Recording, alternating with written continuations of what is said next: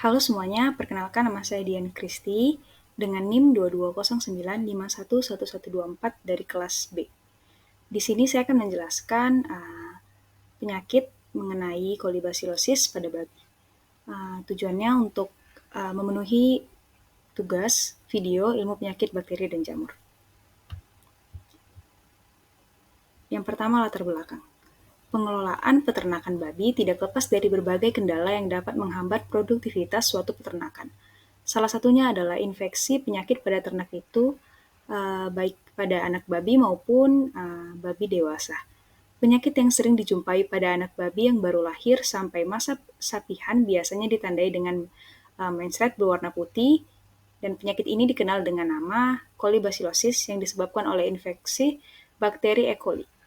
Kolibasilosis yang menyerang anak babi dapat mengakibatkan penurunan berat badan, pertumbuhan terhambat, dan jika tidak segera ditangani akan menimbulkan kematian.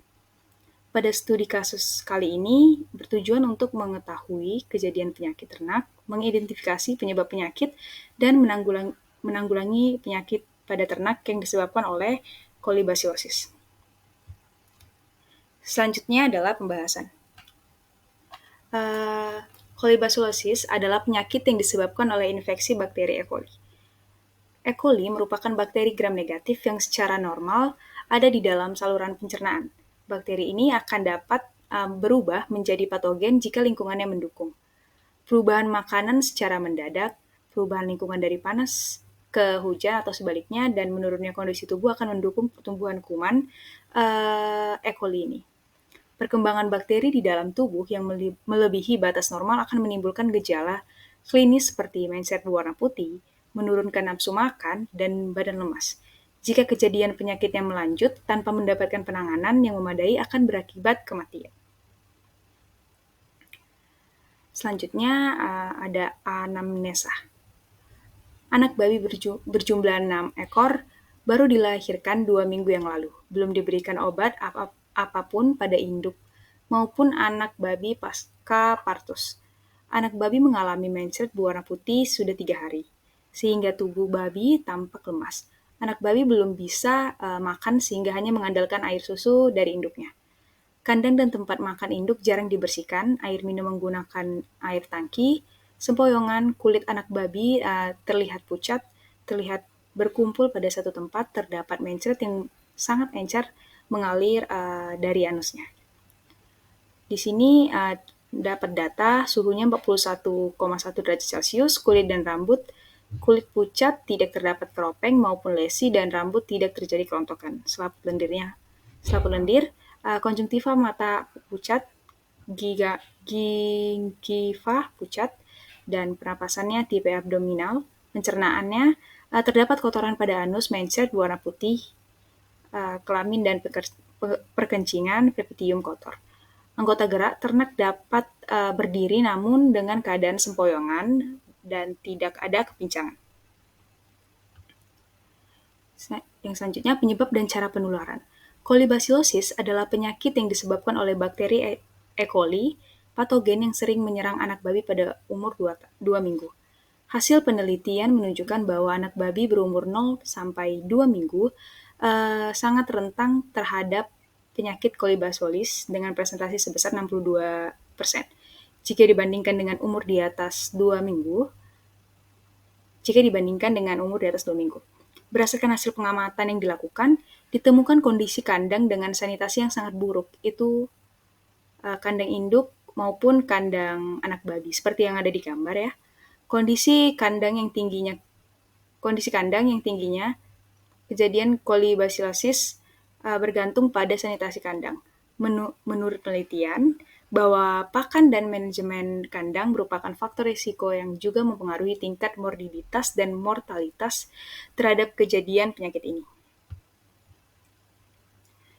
Kondisi kandang yang tidak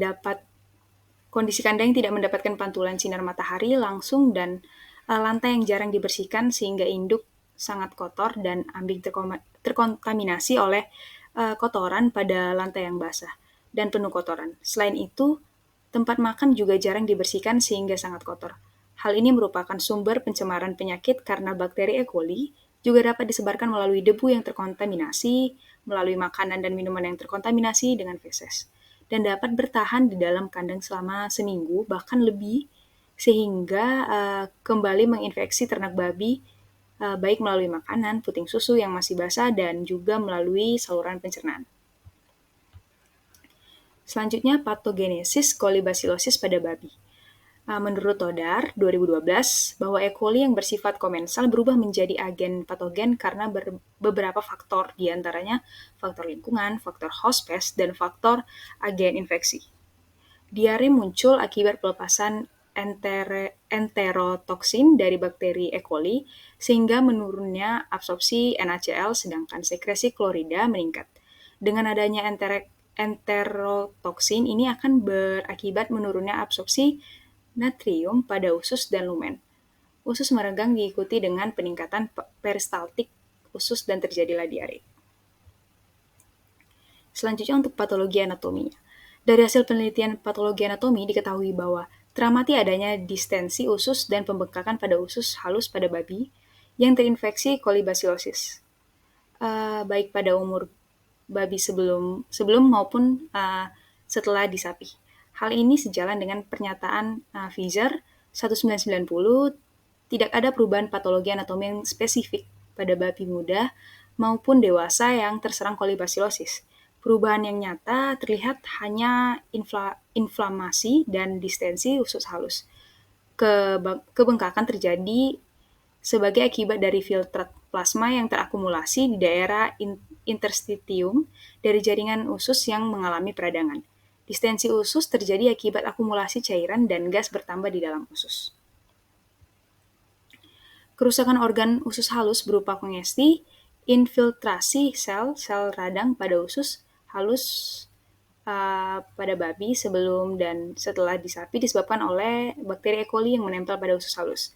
Bakteri E. coli yang mempunyai villi akan menempel pada usus halus, kemudian akan melepaskan enterotoksin yang mengakibatkan terjadi penurunan absorpsi natrium dan lumen usus meregang serta terjadi peningkatan peristalsi usus yang menimbulkan penyakit diare.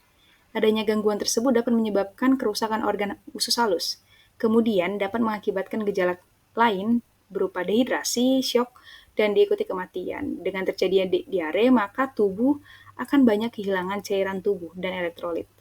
Bila berlangsung lama, individu tersebut akan mengalami kematian. Kematian biasanya terjadi bila individu kehilangan cairan tubuh sebanyak 10-16% dari berat badannya. Selanjutnya untuk pengobatan, pemberian antibakteri merupakan salah satu pilihan untuk menangani infeksi kolibasilosis ini. Antibiotik yang efektif untuk mengobati diare akibat infeksi bakteri E. coli ini adalah tetrasiklin, streptomycin, dan golongan penisilin lainnya. Obat ini berfungsi untuk menghambat dan menghalangi penyatuan PABA atau asam para-aminobenzoat ke dalam asam folat. Karena efektivitasnya sangat tinggi, maka antibakteri ini sering digunakan dalam kasus kolibasilosis pada anak babi. Baik, untuk kesimpulannya, kolibasilosis adalah penyakit yang disebabkan oleh infeksi bakteri E. coli. E. coli yang bersifat komensal berubah menjadi agen patogen karena beberapa faktor, di antaranya faktor lingkungan, faktor host pest, dan faktor agen infeksi. Tingginya kejadian kolibasilosis tergantung pada sanitasi kandang.